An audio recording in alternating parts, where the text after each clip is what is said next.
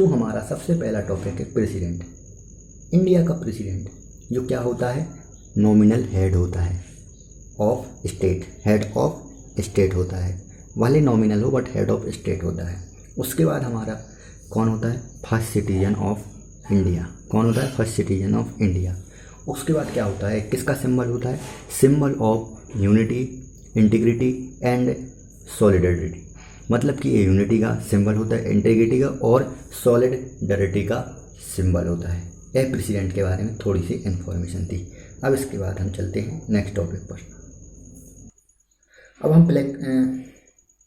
हम प्रेसिडेंट का इलेक्शन कराएं। उसके पहले हम ये जान लेते हैं कि प्रेसिडेंट बनने के लिए हमारे पास क्या क्या क्वालिफिकेशन होनी चाहिए, या क्या हमारी किसी भी पर्सन की क्या क्या एलिजिबिलिटी होनी चाहिए कि भाई प्रेसिडेंट बनने के लिए एलिजिबल है। तो सबसे पहले हम देखते हैं क्वालिफिकेशन ऑफ प्रेसिडेंट, क्या क्या क्वालिफिकेशन होती है प्रेसिडेंट की। तो सबसे पहली क्वालिफिकेशन आपके लिए याद रखनी है, क्या याद रखनी है, 35 LOC, जैसे a track of qualification, but हम थोड़ा डिटेल में पढ़ते हैं। ओके, सबसे पहले जान लेते हैं क्वालिफिकेशन ऑफ प्रेसिडेंट। ठीक है, तो ऐसा कोई तो नहीं बन सकता, तो प्रेसिडेंट बनने के लिए कुछ क्वालिफिकेशन होती है। तो क्या क्या क्वालिफिकेशन होती है वो हम इस वीडियो में जानेंगे। देखिए, फर्स्ट क्वालिफिकेशन क्या होनी चाहिए, ही should B citizen of India. क्या होना चाहिए, सबसे पहला बात वह है इंडिया का सिटीजन होना चाहिए। क्या होना चाहिए, इंडिया का सिटीजन मतलब कि वह इंडिया का सिटीजन होना चाहिए। दूसरी बात क्या आती है, दूसरी बात सबसे पहली बात, दूसरी बात आती है ही should be completed 35 years age. ठीक है, दूसरी बात ये आती है कि उसको 35 ईयर से बड़ा होना चाहिए या फिर 35 का होना चाहिए। मतलब उसको 35 ईयर कंप्लीट कर लेना चाहिए, कंप्लीटेड हो जाना चाहिए, तभी वो क्या हो सकता है, प्रेसिडेंट बनने का एलिजिबिलिटी पास करेगा। तीसरा पॉइंट क्या होता है, तीसरा पॉइंट होता है क्वालिफाइड होना चाहिए। किसके लिए, क्वालिफाइड होना चाहिए, qualified for election as a member of Lok Sabha. तीसरा पॉइंट क्या है, उसके लिए क्वालिफाइड होना चाहिए। किस चीज़ के लिए क्वालिफाइड होना चाहिए, लोकसभा का मेंबर बनने के लिए क्या होना चाहिए, उसको क्वालिफाइड होना चाहिए। तीसरा पॉइंट बोलता है क्वालिफाइड होना चाहिए किसके लिए, मेंबर ऑफ लोकसभा के लिए। क्या होना चाहिए, मेंबर ऑफ लोकसभा के लिए। और चौथा पॉइंट क्या आता है, चौथा पॉइंट आता है उसे कोई सा भी ऑफिस ऑफ प्रॉफिट नहीं होना चाहिए अंडर यूनियन और state government, union and state government, ना स्टेट के अंदर ना यूनियन गवर्नमेंट के अंदर कोई सा भी ऑफिस ऑफ प्रॉफिट, मतलब कि उसको किसी भी अथॉरिटी के पास जॉब नहीं होना चाहिए, या फिर वह किसी, अगर वो होता भी है तो उसके लिए मतलब कि ऑफिस ऑफ प्रॉफिट नहीं लेना चाहिए। यानी the governor of any state and minister of union और any state is not deemed to hold any office of profit and hence qualified as the president candidate. ठीक है, ओके दोस्तों, तो हमने क्वालिफिकेशन जान ली है। इसके बाद अगर किसी व्यक्ति को प्रेसिडेंट के इलेक्शन में खड़ा करना है तो उसके लिए सबसे पहले 50 जो इलेक्टर्स मतलब कि जो प्रेसिडेंट को इलेक्ट करने वाले हैं उसमें से 50 इलेक्टर्स क्या होने चाहिए, उसका नाम प्रपोज करना चाहिए। मतलब कि वह प्रपोजर के रूप में 50 इलेक्टर होने चाहिए। और इसके साथ साथ 50 इलेक्टर किसके रूप में होने चाहिए, 50 इलेक्टर्स होंगे उसके सेकेंडर के रूप में। मतलब कि ए भी क्या होना चाहिए, सेकेंडर के रूप में, तभी कोई व्यक्ति प्रेसिडेंट के लिए खड़ा हो सकता है। और यह इसके साथ साथ उसको 15,000 रुपये RBI में डिपॉजिट करना होगा। क्या करना होगा, डिपॉजिट करना होगा। और अगर वह व्यक्ति 1/6 वोट नहीं जीतता है तो उसके इस मनी को उसके इसके 1/6 वोट अगर नहीं जीतता है तो सिक्योरिटी डिपॉजिट उसका फोर्टिफाइड हो जाएगा। ठीक है, इतनी बात समझ में आ गई है। इसके बाद आगे बढ़ते हैं। अब हम पढ़ेंगे election of president, which is very important, election of president. चलिए दोस्तों, इलेक्शन ऑफ प्रेसिडेंट कराना है तो यह जान लीजिए कि प्रेसिडेंट का इलेक्शन डायरेक्टली नहीं होता है। किसके द्वारा डायरेक्टली नहीं होता है? जनता के द्वारा डायरेक्टली नहीं होता है, जैसा कि हमारे पीएम का होता है। बल्कि कैसे होता है? इलेक्टोरल कॉलेज होते हैं, जो मेंबर होते हैं इलेक्टोरल कॉलेज के, वही वोट दे सकते हैं। तो हम सबसे पहले ये जान लेते हैं कि हु कैन वोट, कौन कौन उनको क्या कर सकता है, वोट कर सकता है। तो सबसे पहली बात आती है member of both house of parliament, मतलब कि लोकसभा एंड राज्यसभा क्या कर सकती हैं, वोट। और दूसरी बात मेंबर ऑफ लेजिस्लेटिव असेंबली, जितनी भी स्टेट में लेजिस्लेटिव असेंबली है, एग्जाम्पल के लिए एमपी, यूपी और ऐसे ऐसे पूरे 28 स्टेट में लेजिस्लेटिव असेंबली है, तो वहाँ के लेजिस्लेटिव असेंबली के मेंबर क्या कर सकते हैं, वोट कर सकते हैं। उसके बाद कौन आता है? उसके बाद आता है Delhi and Pondicherry, member of कहाँ के, दिल्ली एंड पौंडीचेरी की। ठीक है दोस्तों, इतने मेंबर याद रखना, इतने मेंबर क्या कर सकते हैं, प्रेसिडेंट को वोट कर सकते हैं। और अगर किसी भी कोई भी असेंबली डिजॉल्व हो जाती है, बट वहाँ के मेंबर क्वालिफाइड रहेंगे किसके लिए, वोट डालने के लिए। अगर कहीं की असेंबली डिजॉल्व भी हो जाती है तो भी वहाँ के मेंबर क्वालिफाइड रहेंगे। अब सबसे पहले ये देखिए क्या सिस्टम है। सबसे पहले क्या है, इलेक्टेड इलेक्टेड इलेक्टेड इलेक्टेड क्या कर सकते हैं, only on elected member vote डाल सकते हैं, ना कि नॉमिनेट मेंबर। ना लोकसभा में, ना राज्यसभा में, ना लेजिस्लेटिव असेंबली में और ना पौंडीचेरी एंड दिल्ली में कोई सा भी नॉमिनेट मेंबर वोट नहीं डाल सकता। ओनली कौन वोट डाल सकता है, नॉमिनेटेड इलेक्टेड मेंबर डाल सकते हैं। इतनी बात याद रखना, सबसे पहली बात। ठीक है, आगे बढ़ते हैं। चलिए अब जान लेते हैं कि किस तरीके से चुनाव होता है, कौन कौन इसमें पार्टिसिपेट, हम जान चुके हैं कौन कौन पार्टिसिपेट करता है, बट अब किसका कितना हक होता है, किसके पास कितनी वोट वैल्यू होती है, वह हम जानते हैं। तो सबसे पहले हम क्या जान लेते हैं, value of vote of MLA। सबसे पहले किसकी वोट की वैल्यू जानेंगे, value of vote of MLA, मतलब कि एक MLA की वैल्यू कितनी होगी। तो सबसे पहले इसका फॉर्मूला है टोटल पॉपुलेशन ऑफ स्टेट।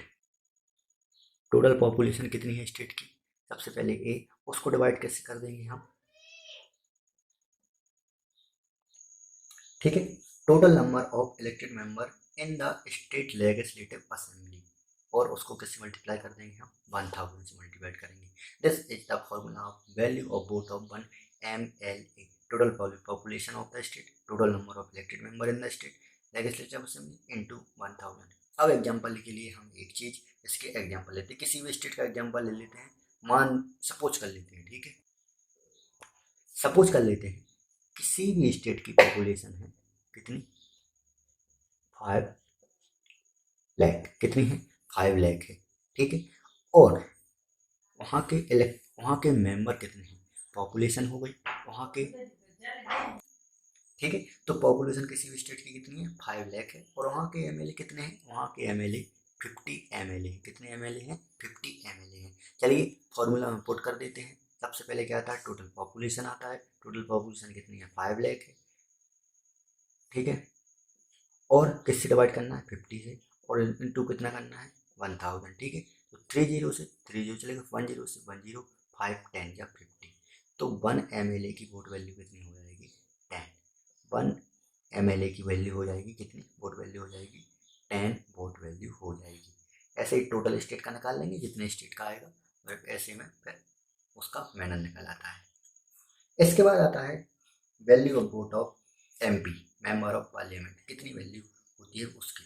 तो देखते हैं value of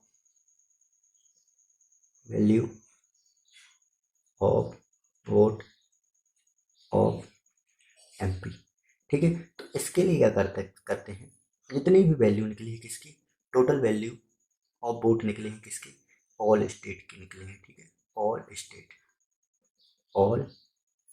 MLA of all state. उसको कैसे डिवाइड कर देंगे? Total number of elected member. किससे कर देंगे? Total number of elected member of parliament. किससे? ऑफ पार्लियामेंट से, मतलब कि लोकसभा और राज्यसभा के मेंबर से उसको डिवाइड कर देंगे तो हमारी क्या निकल आएगी? वैल्यू निकल आएगी। मान लेते हैं कि total value of all MLA कितनी निकली? 5 लाख निकली। ठीक है, मान लेते हैं कितने निकली? 5 लाख निकली। और टोटल मेंबर ऑफ कितने हैं यहाँ पर? नंबर ऑफ इलेक्टेड मेंबर, ठीक है, 543 उसके लोकसभा के और 245 किस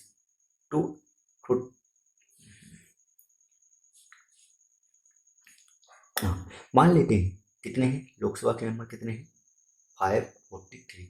और राज्यसभा में कितने हैं? 238। ये कौन से मेंबर हैं? इलेक्टेड मेंबर हैं। इनको टोटल मान लेते हैं 800 मेंबर है। ठीक है, उसको किससे डिवाइड कर देंगे? जो total number of value of vote निकली उससे डिवाइड कर देंगे। तो इससे क्या होगा? हमारे एक मेंबर की वोट की वैल्यू निकल आएगी। ठीक है, ओके। अब देखते हैं कि जैसे 3 मेंबर चुनाव के लिए या फिर 4 मेंबर चुनाव के लिए खड़े हो गए। 4 मेंबर क्या हुआ? चुनाव के लिए खड़े हो गए। अब क्या होता है इसमें? ऐसा नहीं होता है कि एक जीत गया और सब एक जिसके ज़्यादा वोट वही जीत गया। ऐसा किस में होता है? जैसा कि MP के इलेक्शन क्या होता है? फर्स्ट पास्ट द पोस्ट होता है। मतलब कि जिसके ऐसे 4 मेंबर खड़े हुए, 1 2 4 5 या कोई भी मान लो, और इसको मिले 50% वोट और इसको मिले इसको मिले 30% वोट, इसको 20, इसको 10 और इसको 10, बट इसको 30% मिले, यह इसको सबसे ज़्यादा मिलते हैं, यह जीत गया। बट इसमें ऐसा नहीं होता है। इसमें क्या चाहिए पड़ता है? इसमें चाहिए पड़ता है, इसका फॉर्मूला होता है total number of valid vote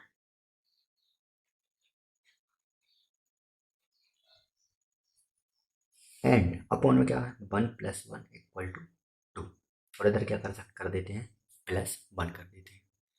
इसमें ऐसा चाहिए पड़ता है। तो इसका क्या मैनर होता है? चलिए देखते हैं। इसमें 4 पीपल चुनाव में खड़े हुए हैं, तो इलेक्टोरल कॉलेज ने क्या किया? 30% प्रेफरेंस, फर्स्ट प्रेफरेंस किसको दी? फर्स्ट को। 20% लोगों ने किसको दी? 2 को। 10% लोगों ने किसको दी? 3 को। और 40% प्रेफरेंस किसको दी? 4th को। अपनी ये फर्स्ट प्रेफरेंस है, सेकंड प्रेफरेंस अभी नहीं है, फर्स्ट प्रेफरेंस है। तो फर्स्ट प्रेफरेंस में जिसको सबसे कम वोट मिलते हैं, किसको मिले? 10% वाले को मिले, तो इसको एलिमिनेट कर दिया जाता है। क्या कर दिया जाता है? एलिमिनेट कर दिया जाता है, मतलब कि चुनाव से हटा दिया जाता है। ठीक है, इसको जब हटा देंगे तो इसकी 10% वोट यहाँ आ जाएंगी। अब इस 10% में से इसकी वोटें देखी जाएंगी कि इसने सेकंड प्रेफरेंस किसको दी थी। अगर इसने सेकंड प्रेफरेंस किसको दी होगी? इसको दी। इसमें से 5% वोट इसके पास चले गए और इसको दी 3%। उसने थर्ड प्रेफरेंस किसको दी थी? सेकंड वाले को। ठीक है, सॉरी, ऐसा होता है कि जैसे 10% मेंबर हैं, अब 10% मेंबर ने अपनी सेकंड प्रेफरेंस किसको दी थी, तो क्या हुआ? 10% में से 5% सेकंड प्रेफरेंस किसको दी थी? इसको दी थी, तो इसके कितना हुआ? 35। और इसमें 10% मेंबर में से 2% मेंबर ने किसको दी थी? 2 को, इसको 22। और 10% में से 3% मेंबर को किसने दी थी? 4th। तो यह हो गया। अब हम देखेंगे सबसे कम वोट मिले हैं सेकंड वाले को, तो उसको हटा दिया जाएगा, उसको फॉरगेट कर दिया जाएगा। और इसके जो 22 वोट हैं, इसकी थर्ड प्रेफरेंस देखी जाएगी। तो इन दोनों में ए वोट बांट दिए जाएंगे, फर्स्ट और 4 में। तो जैसे मान लीजिए 22 हैं, तो उसमें से 22 में से 11 किसको दे दिए? फर्स्ट को, तो यहाँ हो गया 41। और 11 किसको दे दिए? 4th को, तो यहाँ होगा 54। और हमें चाहिए कितने पड़ते हैं? 51 चाहिए पड़ते हैं। तो यहाँ कौन बन गया प्रेसिडेंट? 4 बन गया। इसको क्या बोलते हैं? इसको सिंगल ट्रांसफरेबल वोट बोलते हैं। क्या बोलते हैं? Single transferable vote. Hope so आपको समझ आया होगा। अगर वीडियो पसंद आई है तो लाइक कर दीजिए और चैनल को सब्सक्राइब कर दीजिए। मिलते हैं दोस्तों नेक्स्ट वीडियो में। थैंक यू दोस्तों।